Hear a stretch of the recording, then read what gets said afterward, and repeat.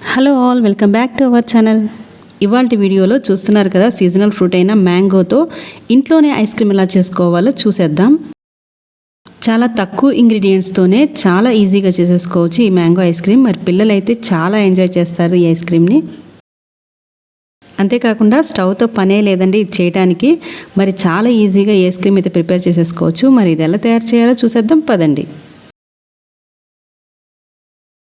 ముందుగా నేనైతే ఇక్కడ ఒక పెద్ద సైజ్ మ్యాంగో తీసుకున్నాను. మ్యాంగో తీసుకునేటప్పుడు కొంచెం పండిందిగా తీసుకుంటే ఐస్ క్రీమ్ టేస్ట్ అనేది చాలా బాగుంటుంది. తర్వాత మనము మొత్తం కూడా తొక్కలన్నీ తీసేసి ఈ విధంగా పీసెస్ చేసుకోవాలి. మ్యాంగో ఫ్లేవర్ ఎక్కువ కావాలనుకుంటే 2 కప్స్ వరకు తీసుకోవచ్చు. నేనైతే 2 కప్స్ తీసుకున్నాను. నెక్స్ట్ ఒక బౌల్ తీసుకొని అందులో 1 కప్పు మిల్క్ పౌడర్ తీసుకోవాలి. అలాగే 1/2 కప్పు పంచదార పౌడరు, అలాగే 1 కప్పు కాచి చల్లార్చిన చిక్కటి పాలు తీసుకోవాలి. ఇక్కడ నేను పైన మేకర్తో సహా తీసుకుంటున్నాను. దీనికోసం ఫుల్ ఫ్యాట్ మిల్క్ అయితే తీసుకోవాలి.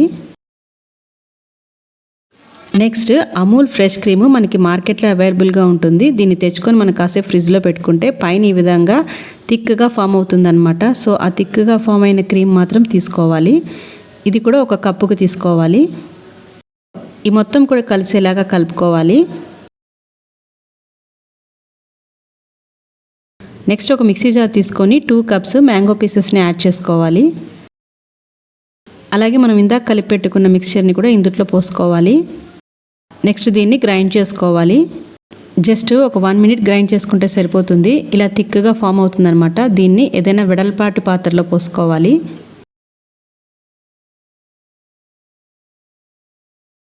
మీరు తీసుకునే క్వాంటిటీని బట్టి కంటైనర్లో పోసుకొని దాన్ని మూత పెట్టి ఫ్రిడ్జ్లో పెట్టుకోవాలి. ఒక 2 to 3 అవర్స్ వరకు ఫ్రిడ్జ్లో పెట్టేసుకోవాలి. నెక్స్ట్ ఒక 3 అవర్స్ తర్వాత మళ్ళీ గ్రైండ్ చేసుకుంటున్నాను.